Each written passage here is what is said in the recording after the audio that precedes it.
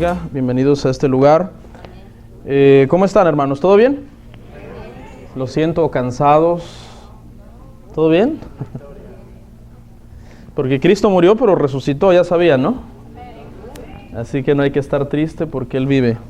Gloria al Señor. Vamos a abrir la Escritura, hermanos, el día de hoy en el Evangelio de Mateo, capítulo 10. Evangelio de Mateo, capítulo 10. Vamos a ir al versículo 16, por favor, hermanos. Gloria al Señor. Mateo 10, verso 16. Vamos a leer hasta el 25. Por favor, si se puede poner en pie un par de minutos, se lo vamos a agradecer. Amén. ¿Estamos listos? Amén. Leemos la palabra en el nombre del Padre, del Hijo y del Espíritu Santo de Dios. Y dice la palabra así. Dice Jesús hablando aquí. Dice: He aquí yo os envío como ovejas en medio de lobos. Sed pues prudentes como serpientes y sencillos como palomas. Guardaos de los hombres, porque os entregarán a los concilios y en sus sinagogas os azotarán. Y aún ante gobernadores y reyes seréis llevados por causa de mí, para testimonio a ellos y a los gentiles. Mas cuando os entreguen, no os preocupéis por cómo o qué hablaréis, porque en aquella hora os será dado lo que habéis de hablar, porque no sois vosotros los que habláis, sino el Espíritu de vuestro Padre que habla en vosotros. El hermano entregará a la muerte al hermano y el padre al hijo, y los hijos se levantarán contra los padres y los harán morir, y seréis aborrecidos de todos por causa de mi nombre. Mas el que persevere hasta el fin, éste será salvo.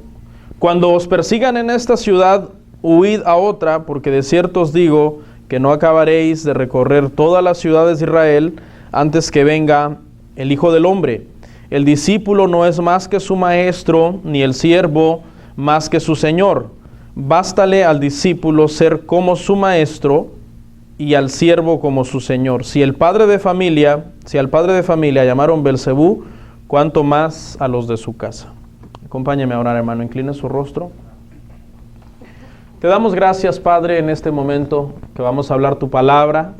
Gracias, Señor, por la vida de cada persona que se dio cita a este lugar. Te pido una bendición especial sobre cada uno de los hermanos. Padre Santo, sabemos que tú eres bueno, tú eres fiel, tú eres misericordioso, Padre. Y en este momento nos vas a hablar a través de tu palabra a cada uno de nuestros corazones. En Cristo Jesús, amén. ¿Pueden sentarse, hermanos? Gracias. El día de hoy, hermanos, vamos a dar el tema número 2 de un estudio que se llama La historia de la iglesia cristiana. Y el tema, el día de hoy, se titula La iglesia perseguida. Vamos a hablar acerca de la persecución de la iglesia en el periodo número 2.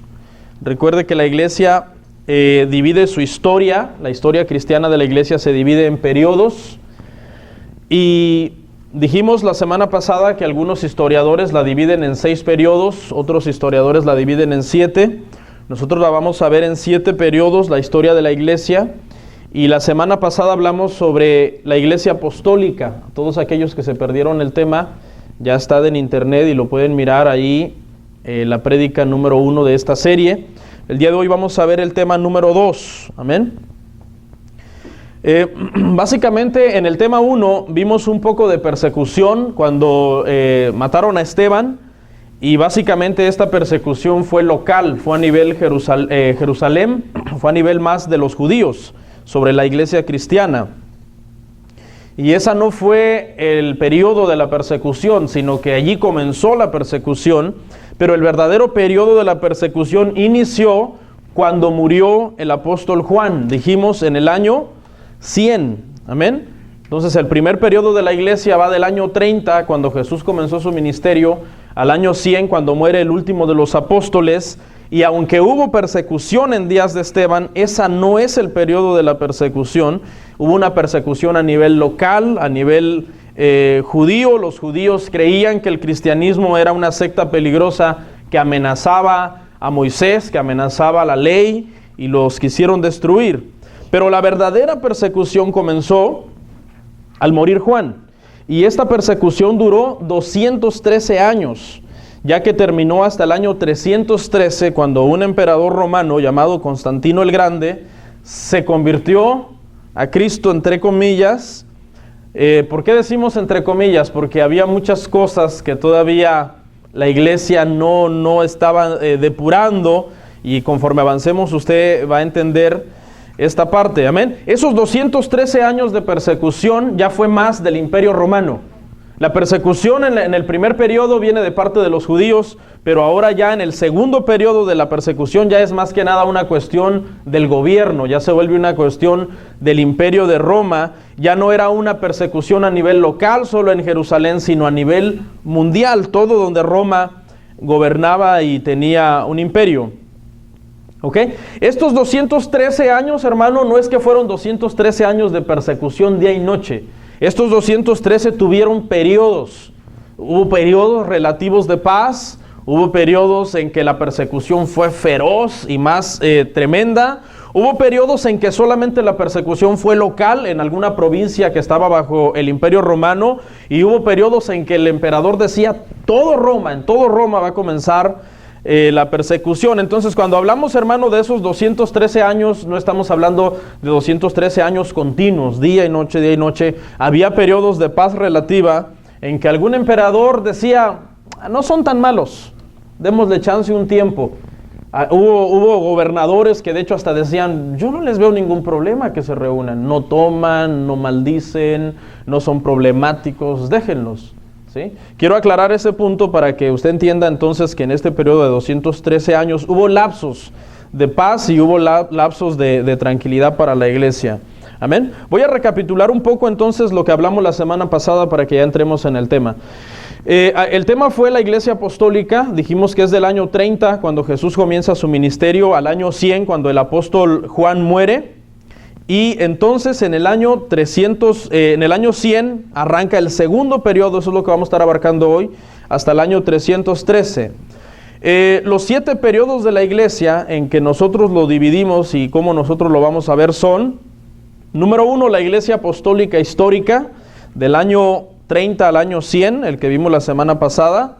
Número 2, la persecución de la iglesia o la iglesia perseguida, del año 100 al año 313.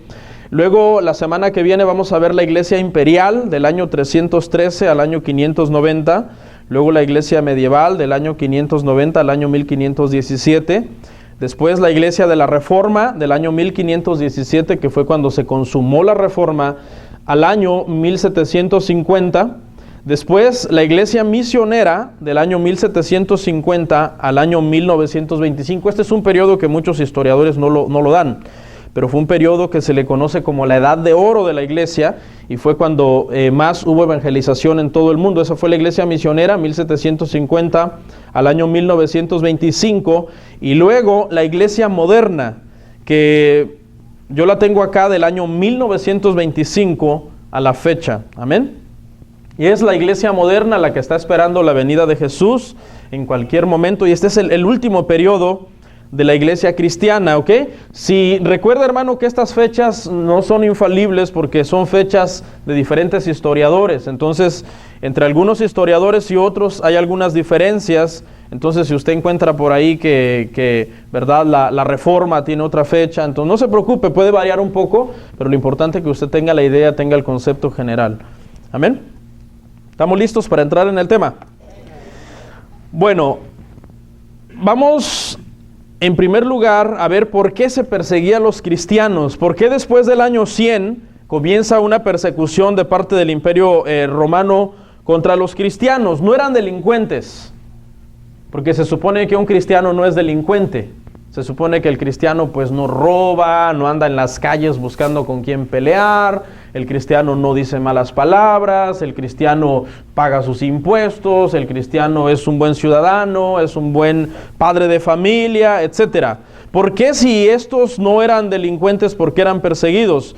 no eran gente peligrosa, ¿no? Los cristianos somos gente pacífica. Los cristianos hemos sido llamados a ser personas que nos gusta estar en paz con las demás personas. No nos gusta el pleito, no nos gustan los chismes, espero. No nos gustan, ¿verdad, hermano? Las murmuraciones, o sea, todas esas cosas no nos gustan a nosotros. Y somos generalmente personas moralmente sanas, de buen testimonio. ¿Por qué perseguir a gente así? ¿Por qué encarcelar a personas que son así? ¿Y por qué asesinarlos? La primera razón era una razón política, inciso A, una razón política. Y el problema era con los cristianos, aunque eran buenos moralmente, el problema era que proclamaban otro rey y proclamaban otro reino. Ese era el problema. Políticamente esto era una ofensa para Roma, porque recuerden que el emperador romano, había lapsos de tiempo en que los emperadores romanos eran considerados dioses y eran considerados rey de reyes. Algunos emperadores romanos ponían estatuas de su persona en las diferentes provincias donde ellos gobernaban y le ponían una inscripción que decía rey de reyes. Y hubo muchos periodos en Roma en que se adoraba, se creía que eran divinidades los emperadores y se les quemaba incienso a los emperadores como si fueran dioses. ¿Ok? Acompáñeme, ¿cuál es el problema con proclamar un rey y con proclamar un reino? Eso siempre ha sido un problema. Vamos a ir por favor a Mateo 2. Mateo 2, verso 1 al 3.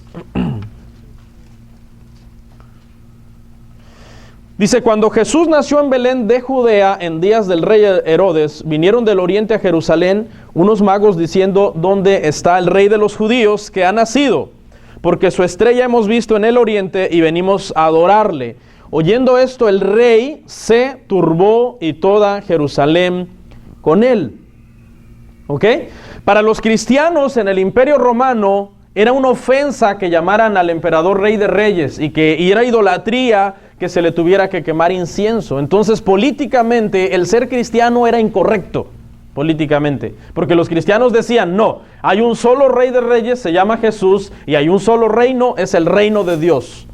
Nos vamos a someter al rey de reyes, que es Jesús, y al reino de Dios nos vamos a someter. Y entonces esto era mal visto por las autoridades romanas, era visto como una rebeldía de parte de los cristianos. Ahora usted sabe, hermano, que nosotros como cristianos, cuando se trata de escoger entre una ley humana y la ley de Dios, tenemos que escoger la ley de Dios, siempre. Podemos ser buenos ciudadanos hasta donde nuestra conciencia cristiana no sea violentada. Y cuando ya nuestra conciencia cristiana, nuestro carácter cristiano sea violentada por la ley, entonces nosotros podemos ejercer o tomar una actitud de no me voy a someter a esa ley. Pues te metemos preso. Pues no me importa, pero no voy a someterme a esta ley porque va contra mis principios espirituales que yo profeso. Amén. Herodes dice, hermano, en el pasaje que leímos que se turbó. Todos sabemos que Herodes quiso engañar a los sabios y les dijo, busquen al niño, encuéntrenlo y cuando lo encuentren me hacen saber dónde está porque yo lo quiero ir a adorar. Pero la Biblia dice que no quería ir a adorar, lo que quería era ¿qué? A matarlo. Herodes quería ir a matar a Jesús porque él era el rey en ese momento y dijeron, nació el rey de los judíos y entonces él vio amenazado su lugar político y quiso comenzar a matar a los niños. De hecho, esa fue la razón por la que Jesús huye a Egipto y mata a todos los niños en Israel menores de 2 años y el Señor preserva la vida de Jesús milagrosamente, después vuelve. Amén. Entonces vemos, hermano, que en el Imperio Romano políticamente era incorrecto ser cristiano. Porque no podías tú como cristiano estar ofreciendo incienso al emperador. Tú te rebelabas y decías, no voy a hacer eso. En segundo lugar, hermano, había razones religiosas. ¿Ok? Y el problema con los cristianos es que no predicaban un Dios con D minúscula, un Dios más, sino que predicaban al único Dios. Ese era el problema. Si hubieran predicado un Dios más, no habría habido conflicto, porque los romanos eran politeístas, tenían muchos dioses. Pero los cristianos decían, no, es que es el único Dios. Y ahí es donde chocaban. Los romanos no hubieran tenido el menor problema con que los cristianos dijeran, les presentamos a un Dios más, para que ustedes lo adoren, y adoren a los demás, pero también a este. No, les presentaban a un Dios celoso que decía, yo quiero toda la adoración solo para mí. Y eso obviamente ofendía a las personas que eran devotas de otros dioses, porque decían, ¿cómo? Entonces este Dios que los cristianos predican me va a prohibir que yo adore a mis dioses, que yo tengo generaciones adorándolos. Y eso creaba un conflicto religioso en todo el Imperio Romano. ¿Ok?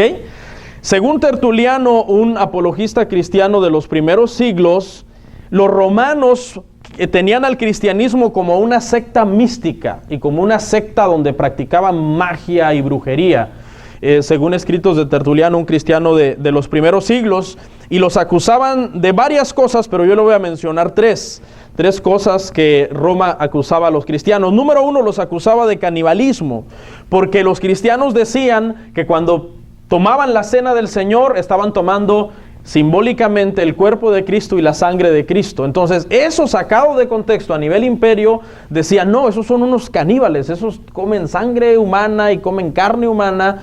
Entonces, esa fue una de las blasfemias que se inventó contra la iglesia y se estaba tratando de desprestigiar a la iglesia cristiana. Otra acusación era, los acusaban de incesto. Incesto porque los cristianos pues nos llamamos hermanos, ¿no? Yo puedo, por ejemplo, aquí hay dos, puede haber un hombre soltero y una mujer soltera. Entonces el hombre soltero le dice a la hermana, hermana, bendiciones. Entonces de repente se enamoran y se casan. Entonces ya los romanos decían, hoy se casó con su hermana, pero no entendían que era un título espiritual. Solamente se refería, nos llamamos hermanos por títulos espirituales, pero no hay un nexo de sangre entre muchos de ustedes. Los cristianos se pueden casar entre cristianos, somos hermanos en la fe, pero ellos sacaban eso de contexto. Usted sabe que siempre la gente, cuando quiere dañar a alguien o algo, busca un pretexto y lo exagera a la máxima potencia para que los demás se escandalicen y digan, wow, qué barbaridad lo que hacen esas personas. En tercer lugar, los cristianos eran acusados también, hermano, de paganismo, ya que eran considerados una secta que ofrecían sacrificios humanos. Y se llegó a inventar, según Tertuliano en su apología, llegaron a inventar muchos en Roma, que de hecho los cristianos hasta mataban un niño en el servicio y que rociaban la sangre en el altar. Y bueno, todos esos inventos los hicieron con tal de hacer daño a la iglesia cristiana. La tercera razón por la que se perseguía a los cristianos en este periodo de 213 años fue razones sociales. Ya dijimos políticas, ya dijimos religiosas, vamos con la religión, razones sociales. Y Roma era un imperio que tenía todo estratificado, ¿okay? Clase alta, clase media alta, clase media baja y clase baja. Y las mezclas a Roma le molestaban. Ellos querían tener todo bien estratificado porque esa era una forma de gobernar el imperio a través de las clases sociales. Entonces a ellos les molestaba que se convertía un rico, se convertía un pobre, se convertía alguien de la clase alta, alguien de la clase baja, y se unían y decían, no, somos iguales y somos hermanos en la fe. Y no hay diferencia entre pobre y rico, entre estudiado e ignorante, etcétera. Entonces eso molestaba a Roma porque la unión de las clases podría más fácil levantar una sedición contra el imperio, una rebelión, que se levantaran en armas y dijeran, nos queremos independizar del imperio, porque ese grupo estaba demasiado unido, estaba demasiado fuerte por la fe que los unía. Razón número 4, habían razones económicas también. Acompáñeme por favor a Hechos 19, 23 al 27. Acuérdese, hermano, que en estos periodos, pasando el primer periodo de la iglesia, no vamos a ver muchas citas porque ya no hay muchas citas que respalden estos periodos, amén. Pero yo trato de buscar unas para que usted entienda de qué estamos hablando, amén.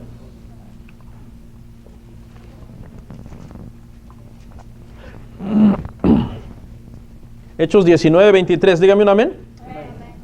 Dice, hubo por aquel tiempo un disturbio no pequeño acerca del camino, porque un platero llamado Demetrio, que hacía de plata templecillos de Diana, daba no poca ganancia a los artífices, a los cuales, reunidos con los obreros del mismo oficio, dijo, varones, sabéis que de este oficio obtenemos nuestra riqueza, pero veis y oís que este Pablo no solamente en Éfeso, sino casi en toda Asia, Pablo había afectado todo un continente, hermanos, sin avión, sin internet, tenía que moverse y hacer sus viajes misioneros.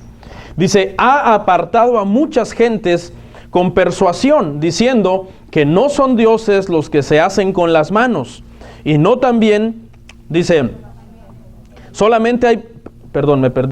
Y no solamente hay peligro de que nuestro negocio venga a desacreditarse, sino también que el templo de la gran diosa Diana sea estimado en nada y comience a ser destruida la majestad de aquella a quien venera toda Asia y el mundo entero.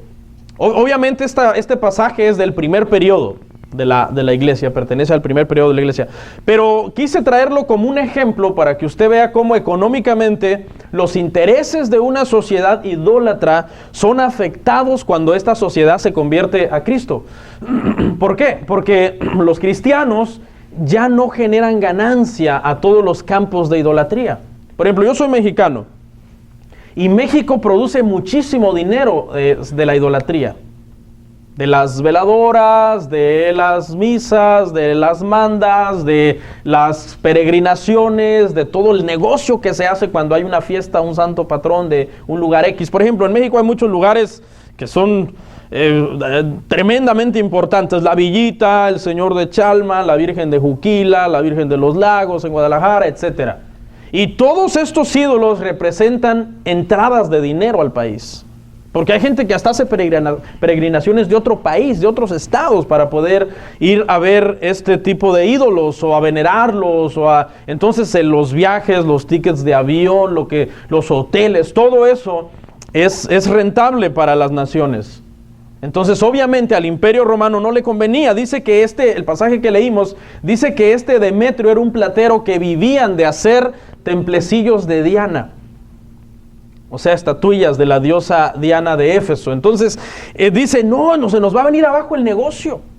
Se nos va a venir abajo el negocio, dice, y no solamente el negocio, sino que va a ser afectada toda nuestra gran diosa Diana y nuestro gran templo va a ser reducido a nada. Usted se imagina, por ejemplo, mencioné mi país, México. México se convierte a Cristo, suponiendo, a gran escala. Y el porcentaje de cristianismo es alto y casi hay pocos gente que venera imágenes. Pues esos lugares que yo le mencioné serían como desiertos, hermanos.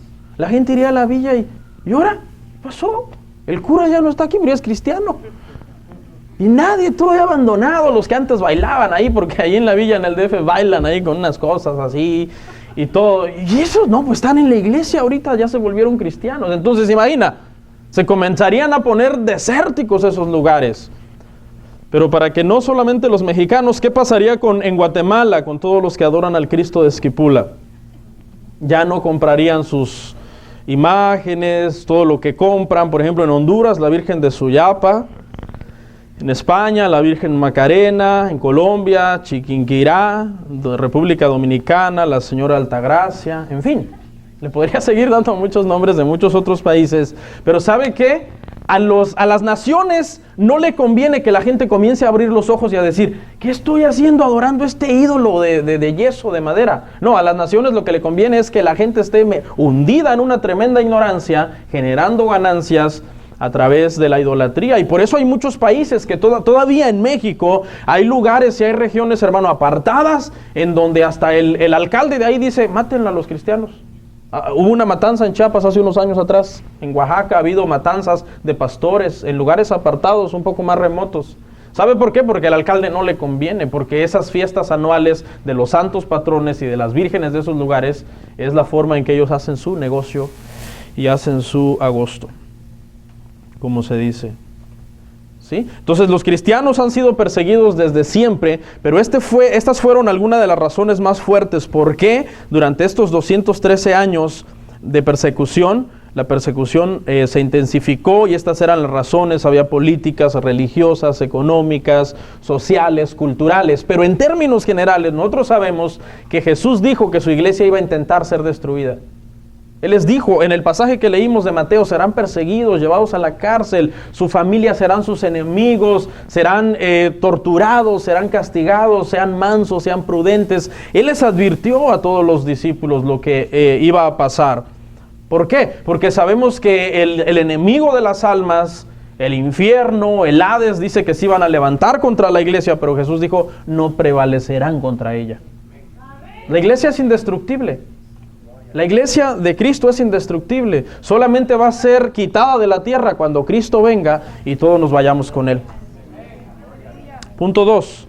Ya vimos las razones de la persecución. Ahora, le voy a mencionar algunos periodos de la persecución. Las fechas no son exactas, las fechas pueden variar, algunos nombres pueden variar en el apellido también o en la región que gobernaban.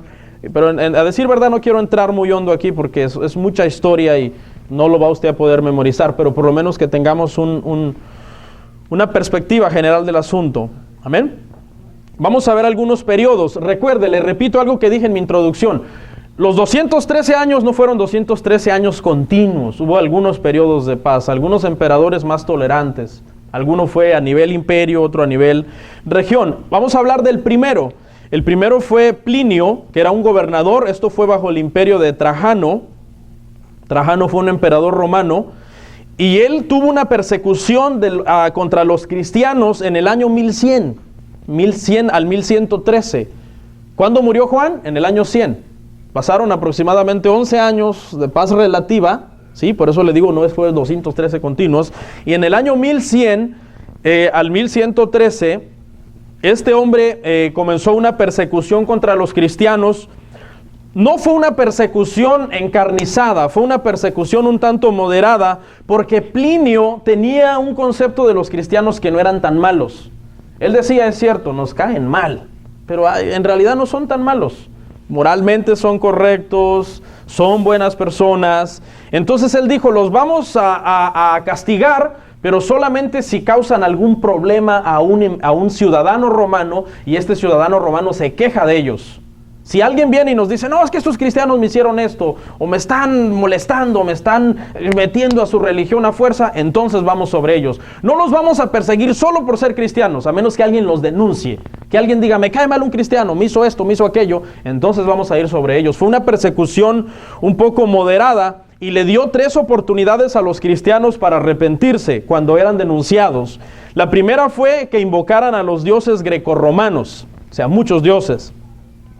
Si tú eras cristiano en este periodo y alguien te acusaba de algo, ya había sido denunciado. Es como alguien, ¿no? Que por ejemplo no tiene documentos y entonces la migra no lo anda busque, ¿no?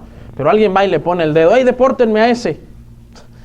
¿No? Más o menos así era la situación ahí. Entonces una de las condiciones fue invocar los dioses grecorromanos. La segunda fue ofrecer incienso al emperador. Y la tercera era maldecir a Cristo. Maldecir a Cristo. Este periodo hizo que muchos cristianos de los primeros siglos, hermanos, estamos hablando poco después de Juan, comenzaran a apostatar la fe. Aquí comenzó ya lo que fue el primer periodo ya de apostasía, porque había gente que en realidad no eran tan cristianos como decían. Ya cuando les decían, 1 mes de cárcel, o niegas a Jesús, decían, yo niego a Jesús porque yo tengo que trabajar. Cualquier parecido con la realidad es mera coincidencia, hermanos. Porque muchos se van a trabajar el domingo en lugar de ir a la iglesia, ¿no? Entonces, bajo este periodo, hermano, ya comenzaron algunos cristianos a apostatar la fe en el Señor. Otro periodo, Adriano, del 117 al 138. ¿Okay? Este fue un periodo de paz relativa, no hubo una persecución encarnizada tampoco contra los cristianos. El que sigue, Antonio Pío, del año 139 al año 161.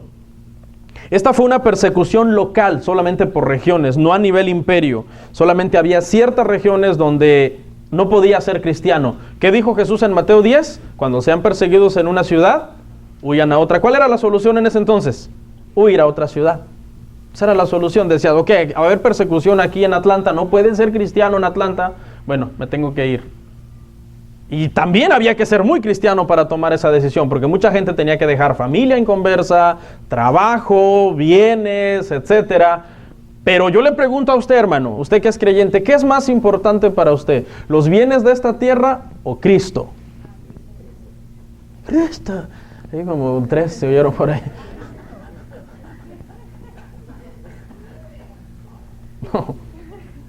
Hay muchos que dirían, no, voy a dejar mi granja, mi rancho, mis yuntas, porque en aquel entonces ese era el contexto de las cosas, ¿no? Mi siembra y todo. ¿Y qué es más importante? Pues Cristo. Cristo, porque si tú te mueres, el que te va a dar vida eterna, ¿quién es? ¿La yunta? No, es Cristo. Si tú te mueres, todo se queda, le queda al otro con el que se va a casar tu cónyuge. ¿Y tú dónde te vas? Pues al cielo, hermano, con Cristo.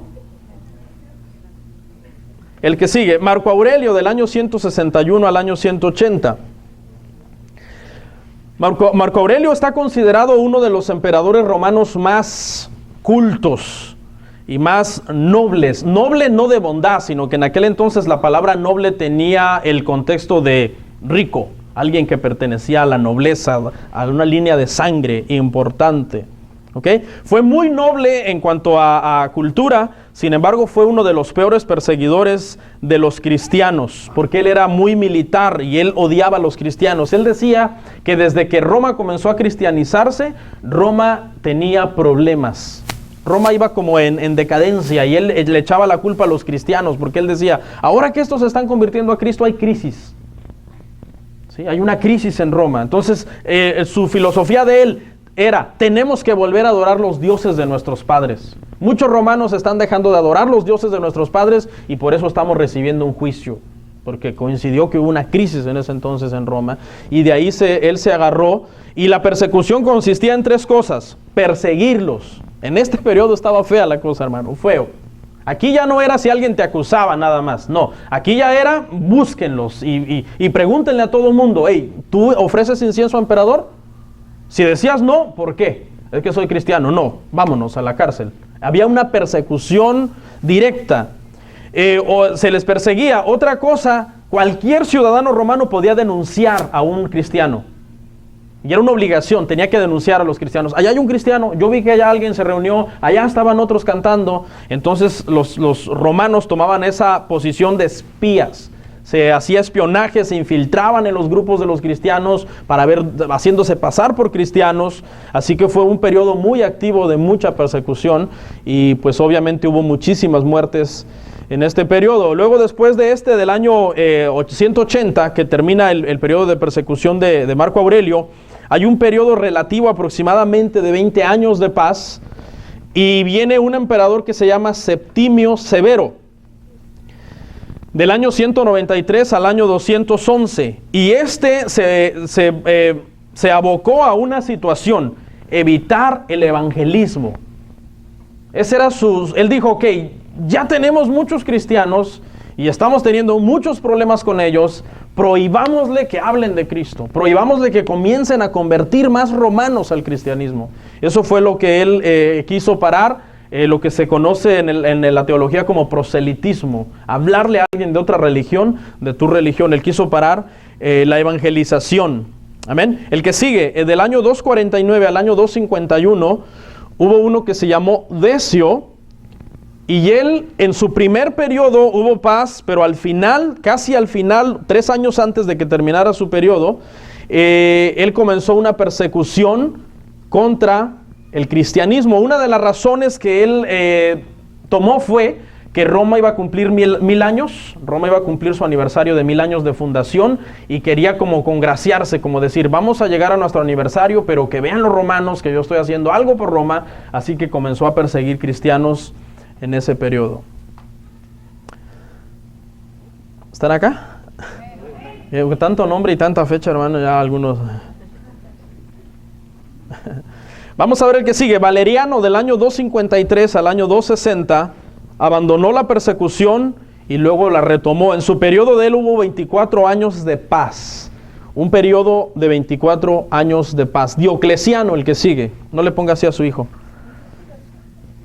Del año 284 al año 305, Diocleciano tomó una postura agresiva contra la iglesia y él promulgó unos edictos contra la iglesia cristiana, a pesar de que su esposa y su hija eran cristianas, dice la historia. La historia dice que Diocleciano odiaba a los cristianos, pero Dios le había puesto 2 en la familia. Y fue tolerante con su familia, a su esposa y a su hija la descartó de estos edictos que él promulgó contra la iglesia. Pero escuche los edictos, le voy a leer algunos. Número 1, destruir toda propiedad eclesiástica cristiana. O sea, durante el reinado de este hombre, ubicaban los templos donde había cristianos, tenían que destruir toda propiedad. Algún terreno que era de la iglesia era expropiado, los templos eran destruidos. toda propiedad cristiana. En segundo lugar, mandó recoger toda la literatura cristiana. Obviamente no lo logró, ¿no? Si no, no tuviéramos Biblia. Pero mandó recoger todo lo que tenía que ver con el cristianismo. Número 3, dijo que había que despedir a todas las personas que utilizaran lugares públicos y que fueran cristianos, debían de perder su trabajo. Maestros, jueces, soldados, todo el que ejerciera un puesto público era despedido de su trabajo por profesar la fe cristiana. Número 4, que los cristianos romanos perdieran su ciudadanía. Entonces aquí muchos dijeron, no, yo prefiero la ciudadanía romana antes que la del cielo. ¿Cuántos saben que tenemos una ciudadanía en el cielo? Y esa es la más importante, porque en esta tierra estamos de paso, ¿no? Y tú puedes tener papeles del país más poderoso del mundo, pero si no tienes los papeles del cielo, cuando te mueras no entras al cielo. Porque no le vas a decir allá al ángel, ¿verdad? Aquí está mi green card, mi permiso de trabajo. El ángel va a decir, no, aquí quiero que estés lavado y redimido con la sangre de Jesús. Entonces era una amenaza para muchos que no eran buenos cristianos, era, wow, perder mi ciudadanía romana. Muchos apostataban la fe. 5, el quinto edicto, que todo mundo ofreciera sacrificios a los dioses romanos. Esos fueron 5 edictos de muchos edictos que él hizo, pero le quise mencionar 5 en su periodo, y era ejerciendo presión contra los cristianos para que abandonaran el cristianismo y volvieran a la adoración de los dioses de Roma. ¿Cuál fue la reacción de la iglesia ante estos edictos? Le voy a mencionar 4 reacciones de la iglesia. Escuche, algunos negaron a Cristo. Esa fue la primera reacción. Hubo un grupo de gente que dijeron, no, ya es mucho. Pierdo mi ciudadanía, puedo perder mi tierra, puedo, perder mi trabajo. No. ¿Sabes qué, Cristo? Bye, ahí nos vemos. Me voy con mi compadre. Otra reacción fue, algunos cristianos eligieron entre 2 pecados. Un pecado, mentir, diciendo que ya habían adorado a los dioses grecorromanos, y el otro pecado, adorar a los dioses grecorromanos. Así que algunos cristianos que tenían influencias en Roma consiguieron unos certificados falsos que decían que sí, que ellos ya habían ofrecido incienso a los emperadores. Entonces, de los 2 pecados, eligieron el pecado menor. No pecaron al ir a idolatrar, pero dijeron, bueno, Señor, estamos siendo deshonestos y estamos mintiendo. Algunas veces nos toca escoger entre 2 males y tenemos que escoger el mal menor. Algunas veces somos puestos en una situación muy, muy difícil. Ok, la otra reacción. Los cristianos verdaderos se sometieron al martirio. Ellos dijeron, huyamos, cuidémonos, tengamos cuidado, pero si nos agarran, no vamos a negar a Cristo. Vamos a ser torturados y castigados para agradar al Señor. Y hubo un grupo, el 4º grupo de cristianos más valientes todavía. Estos dijeron, a mí no me tienen que perseguir. Díganme, ¿dónde están torturando para ir? Estos buscaron el martirio. Porque dijeron, ¿para qué me ando escondiendo? A final de cuentas quizás me agarran. Mejor voy de una vez y ya 15 segundos que tarde el martirio y en 15 segundos ya estoy en el cielo con mi Señor. ¿Cuál elegiría usted, hermano? ¿Negar a Cristo o ser fiel hasta el final? Aunque eso implique, hermano, ser vituperado por su compadre, que le va a decir, eres un aleluya, eres un pandereta, te pega tu mujer, ya no tomas coavantes conmigo, que no sé qué, que le tienes miedo al pastor. ¿Qué prefieres? Y por último, hermano, vamos a ver el periodo de Constantino el Grande, que comenzó en el año 306, de ahí del año 306 en adelante comenzó en el imperio la casa de Constantino, y en el año 313, Constantino dice que termina la persecución contra la iglesia cristiana. Una de las razones fue que él en una batalla militar oró al Dios Supremo. Él no sabía, supuestamente, según él no sabía el nombre del Dios Supremo. Y él oró al Dios Supremo pidiendo una victoria, y entonces él dice que miró una señal de una cruz y una voz que le dijo, con este símbolo vencerás. Entonces le pintó el escudo de una cruz, en el escudo de los soldados, la cruz, a todo su ejército, ganó la batalla y dijo que había sido convertido a Cristo milagrosamente y que ahora la persecución contra la iglesia cristiana terminaba y la iglesia pasaba ahora a ser ya la iglesia oficial del imperio, que es el periodo número 3. Ya es la iglesia imperial y es el periodo que vamos a ver la semana que viene. ¿Ok? Pero antes de que terminemos este periodo, vamos a ver algunos casos de martirio directamente sobre lo que fueron los sucesores de los apóstoles. Amén. Los sucesores de los apóstoles tienen varios nombres. Se les conoce como los padres de la iglesia, también se les conoce como los padres apostólicos. Algunos les llaman también apologistas, como Tertuliano, que le mencioné hace un rato. Ahorita voy a explicar brevemente qué era un apologista. También se les llamaba polemicistas o teólogos sistemáticos. Fue, hermano, en estos siglos donde empezaron a surgir la defensa del cristianismo. Una apología es presentar una defensa, un argumento razonable a favor de algo. Y aquí fue donde se comenzaron a levantar grandes teólogos cristianos y comenzaron a decirle a Roma: no, ustedes están mal, el cristianismo no es eso, están malinterpretando la Biblia, están malinterpretando la Escritura, y comenzaron a presentar argumentos. ¿Ok? Entonces, estos padres de la iglesia o los mártires después del primer periodo de la iglesia tienen varios nombres, se los voy a mencionar. Hay dos formas de dividirlos. La primera forma es padres apostólicos, ¿ok? Los que sucedieron a los padres apostólicos. ¿Quiénes eran los padres apostólicos? Los discípulos de los apóstoles, los discípulos directos de los apóstoles. Cuando pasó el periodo de estos, surgieron los apologistas, que eran los que se levantaron a presentar defensa del cristianismo. Después surgieron los polemicistas, que esa palabra polemicista viene de polémica. O sea, ellos armaban polémica con los temas del cristianismo, aunque fueran en contra de los principios romanos, y no les importaba. Ellos decían: no me importa, mátenme, este tema es polémico, pero la Biblia dice esto: los homosexuales están destituidos del reino de Dios. Y después de los polemicistas surgieron los teólogos sistemáticos. ¿Ok? La segunda forma de dividirlos, esto si quiere anotarlo, si no, no anote, es mucha información, no lo va a memorizar. La segunda forma, los mismos, ¿cómo se les llama? Pero con diferente nombre: padres apostólicos, padres prenicenos, padres nicenos y padres posnicenos. Eso niceno se refiere al concilio de Nicea. El concilio de Nicea dividió a los discípulos de los apóstoles. Los dividió en varios grupos: los que eran antes del concilio, durante el concilio y después del concilio. ¿Por qué el concilio es tan importante? Porque es donde se decide qué libros son inspirados de la Biblia y qué libros no son inspirados. Ok, le voy a hablar brevemente un poco de los padres apostólicos, de algunos 2 o 3, rapidito, para que vayamos terminando. Le voy a mencionar algunos. El número 1, Clemente de Roma. Clemente de Roma fue un padre apostólico, hermanos, del primer siglo. ¿Ok? Fue obispo en Roma, escribió cartas a los corintios en su periodo, cartas que tienen un valor espiritual muy grande, pero obviamente quedaron fuera del canon. No son canonizadas, pero cuando usted lee alguna carta de Clemente de Roma es como estar leyendo Corintios o estar leyendo Romanos, igual como escribía Pablo, pero quedó fuera del canon. No tiene un valor espiritual porque no es canonizado, pero tiene un valor moral para la iglesia, porque él escribe a los corintios, una iglesia que funda Pablo en Grecia, y él escribe a ellos. Y una de las cosas tristes, dicen los teólogos, que descubren en la carta de Clemente de Roma es que después de que Pablo murió, la iglesia siguió dividida. Y Clemente les escribió del mismo tema: ¿por qué hay divisiones entre vosotros? Cuando ya Pablo les había escrito eso en las epístolas de Corintios.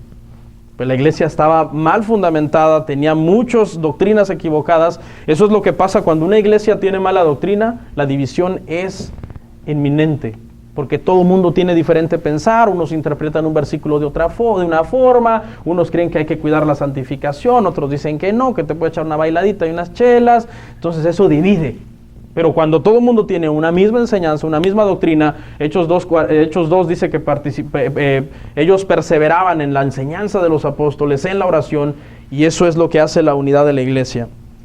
Otro, Ignacio, un también padre apostólico, fue discípulo directo del apóstol Juan, y él fue obispo en Antioquía. Antioquía era la capital del mundo en ese entonces, el lugar más importante de la tierra por la ubicación geográfica, era un paso de comercio. ¿Ok? Este Ignacio, aquí quiero explicar algo. Ignacio fue el primero que usó la palabra católica. La palabra católica significa universal. Y fíjese en el contexto que él la usó.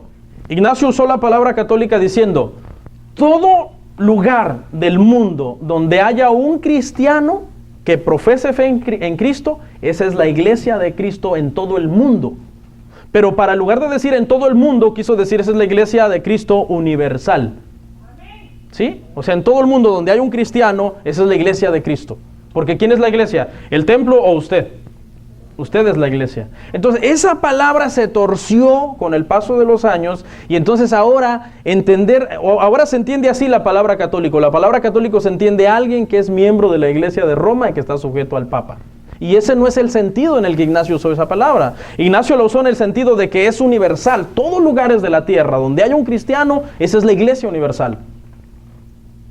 A lo mejor no le quedó claro, pero bueno, después quizás lo logre entender. Otro padre de la iglesia, Policarpo.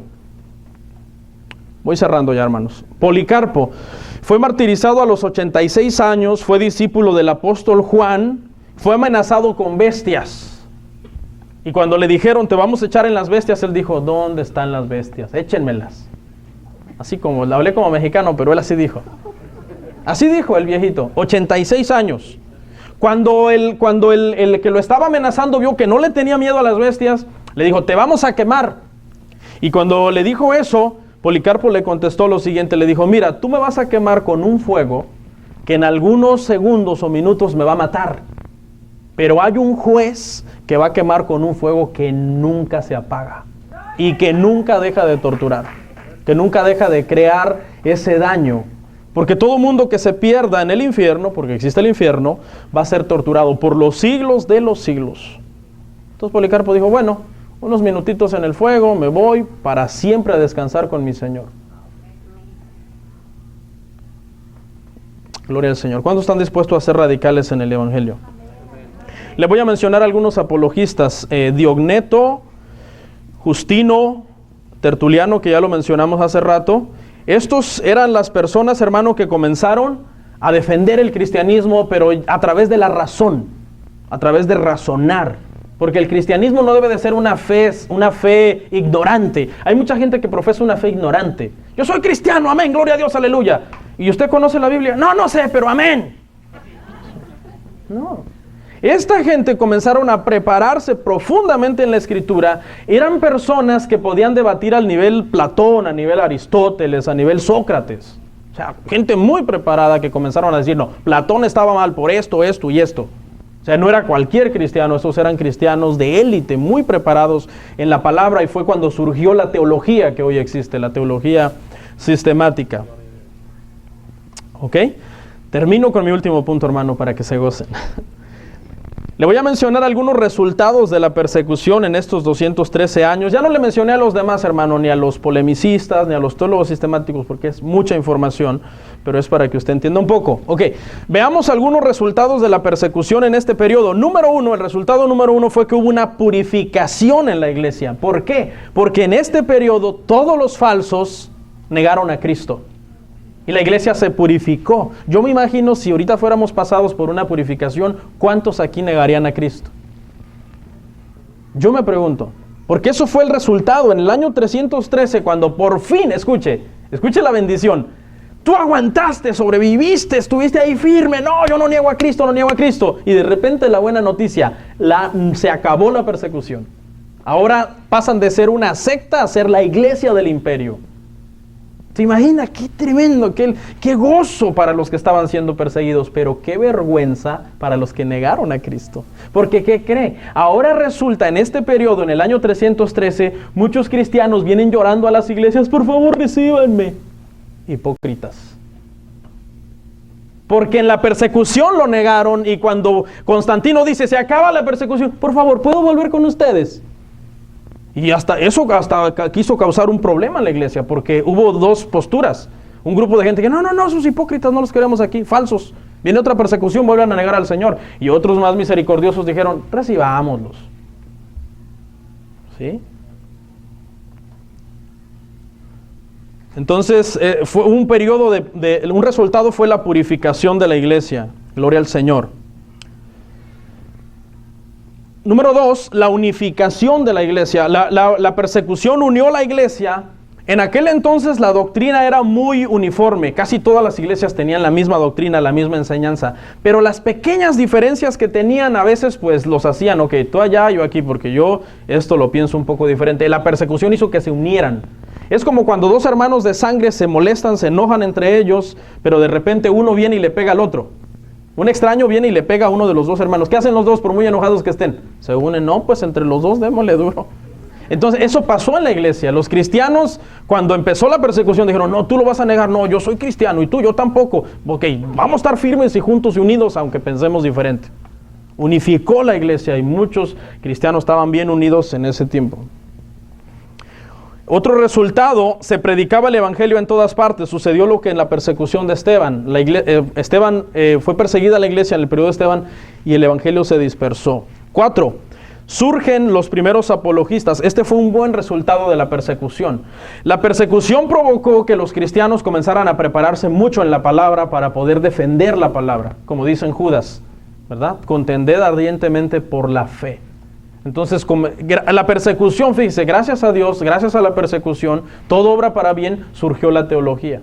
Y la teología es buena, ¿eh? Por ahí si un ignorante le dice que la teología es mala, no sabe ni lo que dice.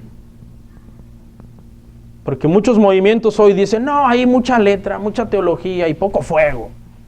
No. El fuego es falso si no hay palabra. Es fuego extraño. Lo único que hace que un cristiano sea verdadero es cuando hay conocimiento y cuando hay entendimiento verdadero de la Escritura. ¿Qué sirve tanto pancho y tanta faramaya si la gente no sabe nada? Hay que saber y hay que conocer la palabra del Señor. ¿Cuántos saben que la iglesia del Señor es indestructible? ¿Cuántos saben que Él viene pronto? Y cuando terminó este periodo, hermano, pues los cristianos contentos, hermano, gozosos, terminó la persecución. Muchos quedaron en la persecución, sus cuerpos, pero sus almas estaban ya con el Señor.